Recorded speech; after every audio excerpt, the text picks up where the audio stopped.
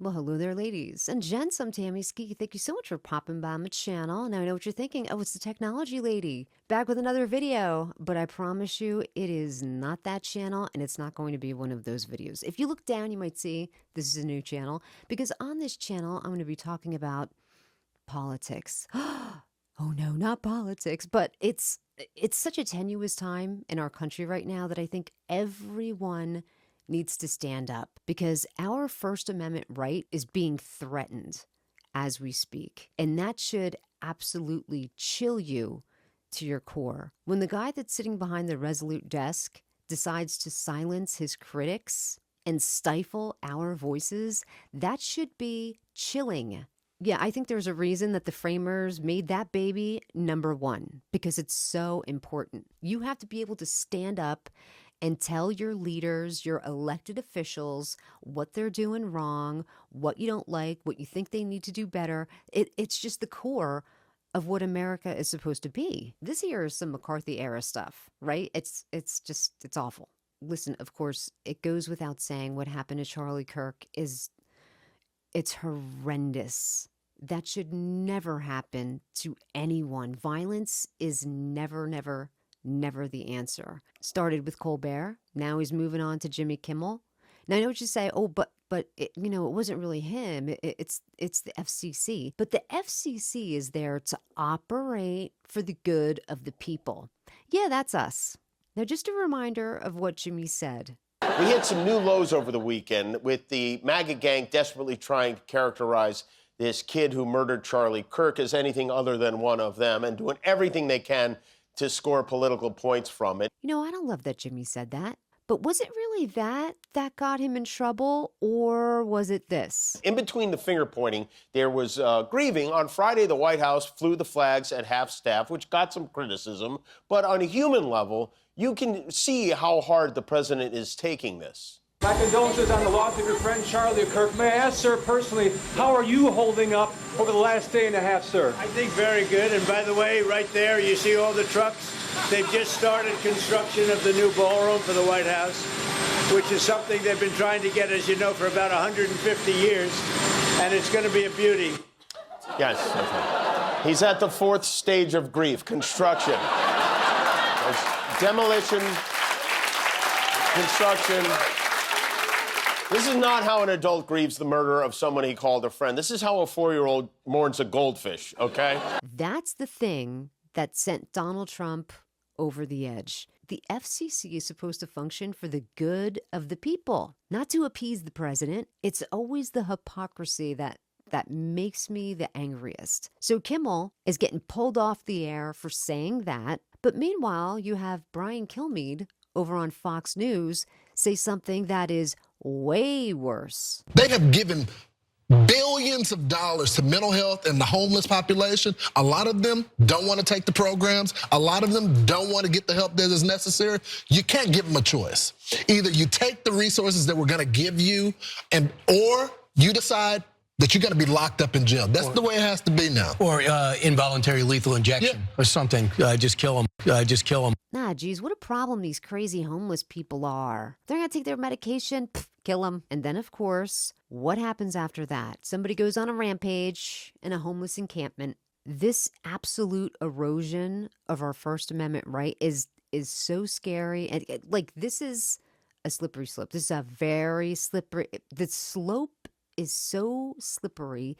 It's not just a very steep incline, but it's coated with grease. So much grease, like that kind of grease that Michael Jackson had on his hair, caught fire that one time. That's how slippery the slope is. You should not cancel someone because they say something that you don't like. There's been plenty of news anchors that say things I don't like. Remember that one time Sean Hannity lost the big sponsorship from Keurig? That's how you deal with this kind of stuff in the free marketplace. If people do not like that joke about Jimmy Kimmel, people become in an uproar.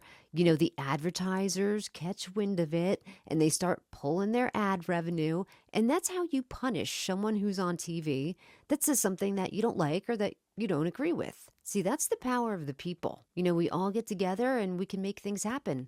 Like this. Ooh, that's beautiful. Oh, Jimmy's got to love that. Jimmy's got to love that. Now listen, I'm not a conspiracy theorist. Okay, I know the world is round. I'm not one of those, but I do find some things weird about the shooting. I've been watching a lot of, I guess you call it gun tuber guys, and they're talking about how this kind of bullet from this kind of gun, that's not what that is supposed to look like. Like they were bringing things to this shooting range using the same kind of gun, same caliber bullet, and these mass damage. That is the only way to describe what the bullet hit. Just absolute devastation and mass damage. I find it very hard to believe that it would just hit his neck and that's that. But we're gonna have to wait for all of the official reports to come out. But I mean, everyone's saying it's weird.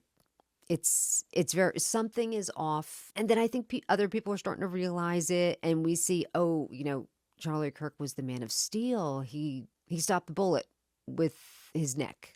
That was amazing. So we already have this like deep distrust for the government. You should never I say you should never trust the government. Think critically for yourself. If something is not making sense, poke at it. Find out what's going on here. Why doesn't this make sense? Who benefits from this story? What's going on? We'll just have to wait and find out. I think people are going to be probing into this to get more details, to understand what happened, because that aspect of it just doesn't make sense. Now, I know a lot of people are getting into the text messages too. They're saying these text messages, this is not a way a kid talks. It's just, it's off. I don't know about that.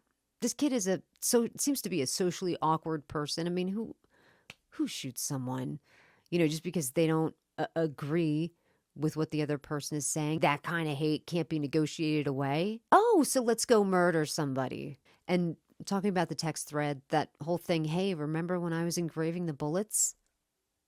Bullet engraving? Is that a hobby that I'm not aware of? Maybe it's just me, but if I saw someone engraving a bullet, I'd be like, hey, what are you doing? Here in New Jersey, that's what's known as a red flag. And I'd be worried that my name was on one of those babies. You know what else is strange? That whole Grandpa's looking for his gun. I don't just say, my dad's got, Grandpa wants to know where his gun is. Do you think that Grandpa was watching the news feed, didn't recognize the grandson, but was like, hey, that's my gun? Did this guy recognize the gun before he recognized Tyler? This is what I'm talking about when I say smarter gun laws. Now, I know some people that are gun owners, they hear the two words gun laws and they freak out. They think that this means that the Democrats are coming to take their guns away and that's it. They're ripping away their Second Amendment right. No, it's these simple things, right? Background checks to make sure the person is not a violent individual, don't have a criminal record of violence, and not mentally disturbed. And you're also in charge of your gun. You have to store your gun in a safe place where nobody can get it. How does Grandpa not know who has his gun? Does Grandpa just have so many guns that he just can't keep track of them all? Should Grandpa be held accountable in some way? I think that's something that should happen. Gun owners, if you're losing track of your guns and people wind up committing murders or other crimes with them, you need to be held accountable. Maybe this way people just won't willy-nilly leave their guns in their garage where their grandson can go get them. I still don't understand how the roommate is not in some kind of trouble. Or who knows, maybe this is a method that they're going to use to maybe try to get Tyler to speak or take a deal. Hey, if you don't speak up, you know what? We're going to start leaning on your roommate over here. There's a possibility that they can go to jail. So please, my fellow citizens, listen, let's all get together and let's all stand up and say, you know what? No, you're not going to erode away our rights. This is our First Amendment, our freedom of speech. We're going to stand up and we're going to tell you when you're wrong, even if you don't like it, even if you're so thin-skinned that it hurts your feelings and you want to have little outbursts and say it's a witch hunt or fake news, even if you hate it so much, you still have to be able to hear it without punishing people. It's crazy. It's just crazy. And that's going to do it here for me today at Tammy Ski's Takes. Thank you so much for popping by my channel. And please, if you'd like to see more content, consider hitting the subscribe button below. Take care.